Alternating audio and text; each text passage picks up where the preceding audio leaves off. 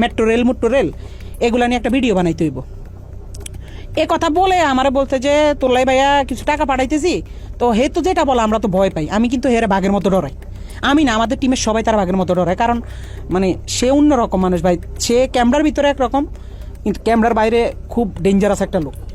তারা কিন্তু সবাই ভয় পায়। ইউটিউব ইন্ডাস্ট্রিতে একটা টাইমে তার সবাই বাঘের মতো ভয় পাইতো।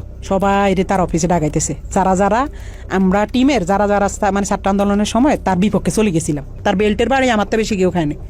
তো বেল্ট খুইলা আমার কুত্তার মতো পিড়াই। 2-3 মাস পরে হয়তো বা তার মাথাটা আবার ঢুকছে যে রাই কি কারো লগে আবার কিছু কইয়া লাইনি।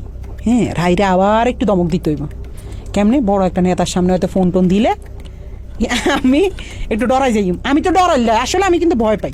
তো হঠাৎ একদিন রাইতে আমি নোয়াখালী 10:30-11টার দিকে হঠাৎ একটা ভিডিও কল। তো ওই দাফরি দিয়ে এই তো আবার তলপেটে কামড় দিয়েছে। আল্লাহ এতদিন পর হঠাৎ কল দিয়ে আবার কি জানি কি কয়।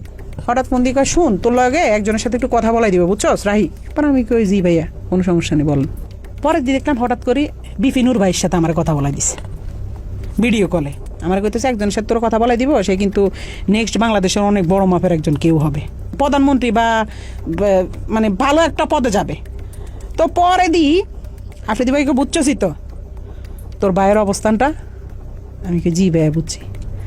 পরে কথা, সাবধানে থাকিস, ঠিক আছে? আমি কি, জি ভাইয়া ঠিক আছে।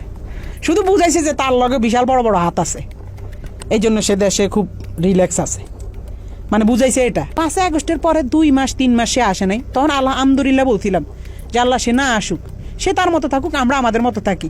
আমরাও তার কাছে যাইতাম চাই না, সেও আমার কাছে না আসুক। যে মানুষ 5 আগস্টের পরে আইসা দেশে স্টে করছে, সুন্দরভাবে থাকছে, আল্লাহ তো আপনার সুযোগ দিছে। কিন্তু না, আপনার ভিতরে তো ওই মনুষ্যত্ব না। আপনি শুধু রিভেঞ্জ, কারে কারে ধরবেন, কারে কারে মারবেন, কারে কারে কি করবেন।